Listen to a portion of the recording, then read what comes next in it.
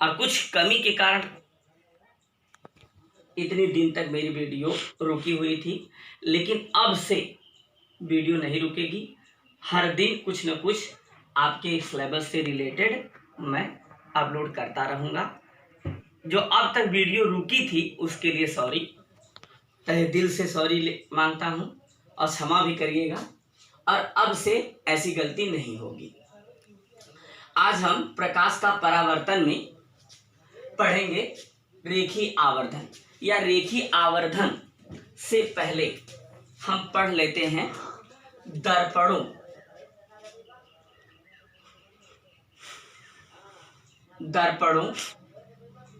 की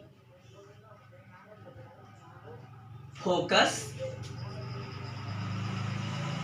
दूरी। यहाँ पढ़ लेते दर्पणों की फोकस दूरी ज्ञात करना। ठीक है, तो दर्पण की फोकस दूरी कैसे ज्ञात करेंगे? ठीक है, दर्पण की फोकस दूरी ज्ञात करना। ये जो दर्पण की फोकस दूरी ज्ञात करना है, इसमें हम क्या करते हैं, दर्पण चाहे वह उत्तल हो चाहे वह अवतल हो, ठीक है, तो ये अवतल दर्पण हम ले रहे हैं। इस अवतल दर्पण में ये मुख्य अक्ष है, और मुख्य अक्ष जो दर्पण को परावर्तक तल के मध्य बिंदु को बांट देती है, तो ये क्या हो जाता है, ध्रुव। ठीक है, अब ध्रुव से मान लेते हैं u दूरी पर, कितनी दूरी पर, u दूरी पर कोई वस्तु रखी है, ये है ना, कोई वस्तु o डैश रखी है, कोई वस्तु क्या है, o डैश, u सेंटीमीटर है ना, और वस्तु का जो प्रतिबिंब है मान लेते हैं, पहले ये आपका C होता, वक्रता केंद्र ये है F। अगर वस्तु का प्रतिबिंब कहाँ बन जाए, F पर बन जाए, कहाँ पर बन जाए, F फोकस तल में बन जाए, तो मान लेते हैं वस्तु की दूरी कितनी है, वस्तु से ध्रुव से प्रतिबिंब तक की दूरी कितनी है, V है, कितनी है, V है, तथा दर्पण की फोकस दूरी F से ध्रुव के बीच की दूरी कितनी हो, F हो, तब इसमें एक संबंध बन जाता है, U V तथा F में संबंध। यही पेपर में पूछता भी है। ठीक है, U V तथा F में संबंध ज्ञात कीजिए या संबंध लिखिए। ठीक है, तो हम चित्र तो बना लेंगे, हल भी करेंगे, लेकिन आपके सिलेबस में निगमन नहीं है, इसलिए हम इसको निगमन नहीं करेंगे, डायरेक्टली लिख करके इसके सूत्र को याद करते हैं। यदि, अब यही देखिए कर रहे हैं, यदि दर्पण के ध्रुव से वस्तु तक की दूरी u तथा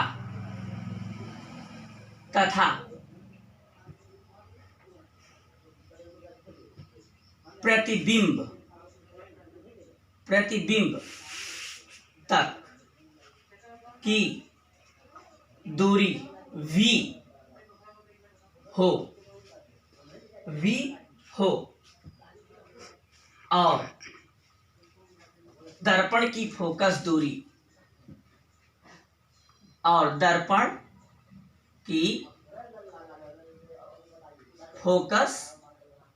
दूरी f, दर्पण की दूरी स्मॉल f हो, तब 1/f बराबर 1/v प्लस 1/u, या इसका एलसीएम लेकर के ये गुणा करके हल करेंगे, f = VU by U plus V, ये सूत्र मिल जाएगा। इस सूत्र से हम अवतल या उत्तल दर्पण की फोकस दूरी ज्ञात कर सकते हैं, बशर्ते U भी मालूम होना चाहिए। ठीक है, तो हमारे सिलेबस में बस इतना ही है, दर्पण की फोकस दूरी ज्ञात करने के लिए सूत्र या U V तथा F में संबंध।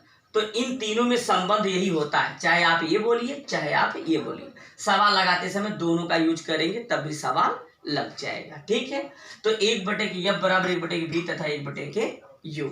अब यहाँ पर ये क्या है, ये क्या, ये क्या, यहाँ पर लिख दिया गया। ठीक है, इसको ध्यान पूर्वक देखिए और सवाल लगाते समय इनको पहचानना, पहचान करके इसमें रख करके हल करेंगे तो हम जो है सवाल लगा लेंगे। ठीक है, अब इसके बाद आता है रेखीय आवर्धन। क्या आता है? रेखीय आवर्धन। इसको आप ध्यान दीजिएगा और लर्न भी कर लीजिए। इसके बाद आता है रेखीय आवर्धन। रेखीय आवर्धन क्या होता है इसको देखिए। रेखीय आवर्धन, ठीक है, रेखीय आवर्धन की डिफिनीशन है वस्तु के प्रतिबिंब, वस्तु के प्रतिबिंब की लंबाई तथा वस्तु की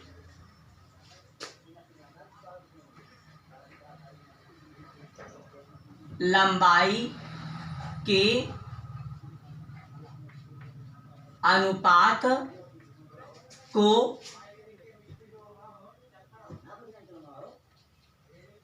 रेखीय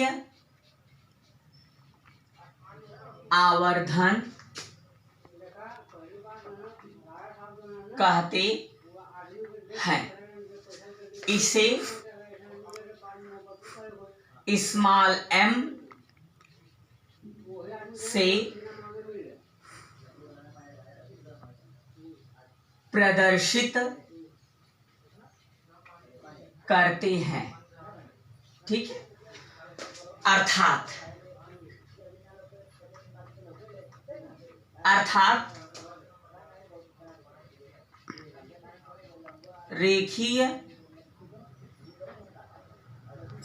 रेखीय आवर्धन बराबर प्रतिबिंब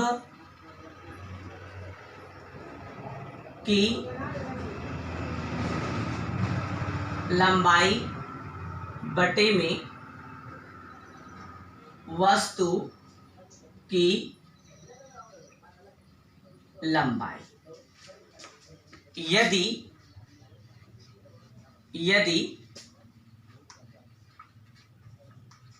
वस्तु की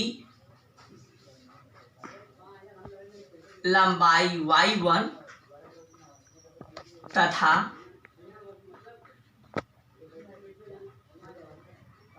प्रतिबिंब की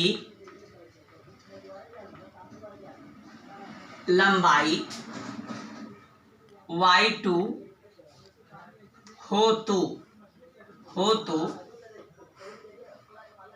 m equal to y2 by y1। यहाँ पर यदि दर्पण के ध्रुव से वस्तु तक की दूरी और ध्रुव से प्रतिबिंब तक की दूरी मालूम हो तब रेखीय आवर्धन का नया व्यंजक प्राप्त हो जाएगा। उसी को हम इस तरह से लिख सकते हैं। यदि दर्पण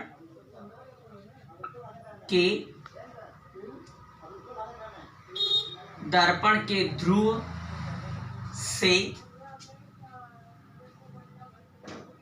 वस्तु तक की दूरी u तथा प्रतिबिंब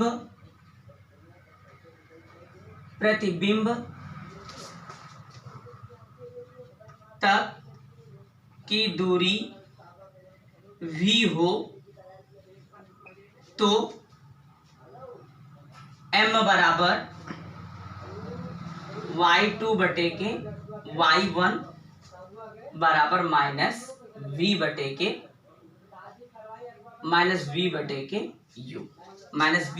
के u, ये व्यंजक हो जाएगा। ठीक है,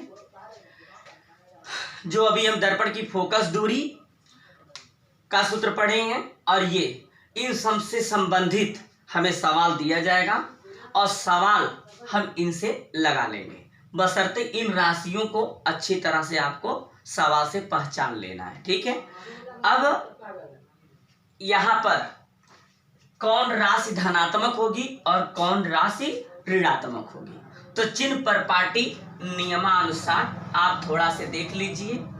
ठीक है, चाहे उत्तल दर्पण हो चाहे अवतल दर्पण हो, सबके लिए आप यहाँ पर ये रूल चिन्ह पर पाटी नियम को याद रखेंगे। ठीक है, ये आपका ध्रुव है, ये आपका एफ है, और ये क्या हो जाएगा वक्रता केंद्र सी। अगर वस्तु ठीक है ऊपर की ओर रखी जा रही है, यानी कि यही है y1, वस्तु की लंबाई y1 है, वस्तु यहाँ पर रख दी है, और वस्तु के सिरे से दर्पण पर जो प्रकाश की किरण पड़ रही है, देख रहे हैं जो पड़ रही है यही आपतित किरण है, पिछले वीडियो में बताए थे, तो आपतित किरण है। अब आपतित किरण की दिशा में जितनी भी दूरी नापेंगे सब क्या होगी धनात्मक। ठीक है, और इसके विपरीत जब हम दूरी नापेंगे यानी कि परावर्तक तल की ओर नापेंगे तो सब क्या होगी ऋणात्मक होगी। आएगा समझ में? तो इसमें कुल कितनी स्थिति बताए थे हम? 6 स्थिति बताए थे। तो 6 स्थिति में u सदैव क्या लेंगे हम माइनस, 6 स्थिति में सदैव u का मान माइनस में रहेगा, और प्रतिबिंब यानी कि v को 5 स्थिति में यानी 5 स्थिति में आप माइनस लेंगे और एक स्थिति में इसको प्लस लेंगे। एक स्थिति में इसको क्या करेंगे प्लस लेंगे। कब? जब वस्तु ध्रुव और यफ के बीच में रखी जाती है। ठीक है, तो उस वस्तु का प्रतिबिंब कहाँ बनता है? दर्पण के परावर्तक तल के पीछे, यानी कि परावर्तक तल के विपरीत दिशा में यहाँ पर बनता है, ऐसे बनता है ना। तो इस दशा में आप भी को क्या लेंगे? भी को प्लस लेंगे। आएगा समझ? भी को क्या लेंगे? प्लस लेंगे। बस केवल एक स्थिति में। इसके अलावा यू हमेशा किस में लेंगे? चिन्ह पर पाटी के नियमानुसार माइनस, और भी को किस में लेंगे? 5 स्थान पर प्लस, जब वस्तु का प्रतिबिंब यफ पर बनेगा, यफ और वक्रता केंद्र के बीच में, वक्रता केंद्र पर बनेगा, वक्रता केंद्र और अनंत के बीच में बनेगा, और जब अनंत में बनेगा, ये अनंत का सिंबल है। ठीक है, तब यहाँ पर आप क्या करेंगे? इन 5 स्थिति पे ये माइनस रहेगा, केवल इस स्थिति पर ये किस में रहेगा? प्लस में रहेगा। ठीक है, और 1-2 चीज और ध्यान देनी है कि दर्पण 2 है, एक अवतल है और एक उत्तल है। तो यहाँ पर अवतल दर्पण की फोकस दूरी, अवतल दर्पण की फोकस दूरी ऋणात्मक तथा उत्तल दर्पण की फोकस दूरी धनात्मक होती है, यह याद रखिएगा। ठीक है, क्योंकि सवाल लगाते समय कभी कभी u का या कभी कभी v का मान निकालने के लिए दे दिया जाता है, तो वहां पर यफ को ऋणात्मक धनात्मक लिया जाता है। ठीक है, बस यह वीडियो यहीं तक। अगली वीडियो इन दोनों सूत्रों से संबंधित सवाल लेकर के